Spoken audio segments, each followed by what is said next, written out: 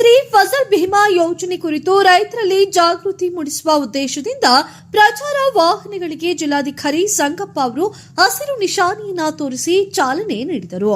ಈ ಕಾರ್ಯಕ್ರಮದಲ್ಲಿ ಜಿಲ್ಲಾ ಪಂಚಾಯತ್ ಮುಖ್ಯ ಕಾರ್ಯನಿರ್ವಹಣಾಧಿಕಾರಿ ಗಜಾನನ್ ಬಾಡೆ, ಜಿಲ್ಲಾ ಉಸ್ತುವಾರಿ ಕಾರ್ಯದರ್ಶಿಗಳು, ಅಪರ ಜಿಲ್ಲಾಧಿಕಾರಿಗಳು, ಜಂಟಿ ಕೃಷಿ ನಿರ್ದೇಶಕ T Rudreshappa, SBI general insurance ಪ್ರತಿನಿಧಿ ಜನಾರ್ದನ್ ತೇವಾರಿ, ಸಹಾಯಕ ಕೃಷಿ ನಿರ್ದೇಶಕರು ಹಾಗೂ ವಿವಿಧ ತಾಲೂಕುಗಳ ವಿಮಾ ಪ್ರತಿನಿಧಿಗಳು ಹಾಜರಿದ್ದರು.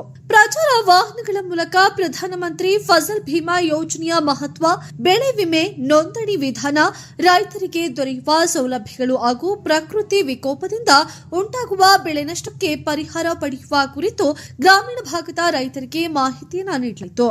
ರೈತರು ಈ ಯೋಜನೆಯ ಸದುಪಯೋಗವನ್ನು ಪಡೆದು ತಮ್ಮ ಬೆಳೆಗಳನ್ನು ವಿಮೆ ಮಾಡಿಸಿಕೊಳ್ಳುವಂತೆ ಅಧಿಕಾರಿಗಳು ಮನವಿಯನ್ನ ಮಾಡಿದರು. ಇಂತಹ ಮತ್ತಷ್ಟು ಕೃಷಿ ಹಾಗೂ ಜಿಲ್ಲಾ ಸುದ್ದಿಗಳಿಗಾಗಿ ನಮ್ಮ ಚಾನೆಲ್ಗೆ ಸಬ್ಸ್ಕ್ರೈಬ್ ಮಾಡಿ, ವಿಡಿಯೋಗೆ ಲೈಕ್ ಮಾಡಿ ಮತ್ತು ನಿಮ್ಮ ಸ್ನೇಹಿತರೊಂದಿಗೆ ಹಂಚಿಕೊಳ್ಳಿ.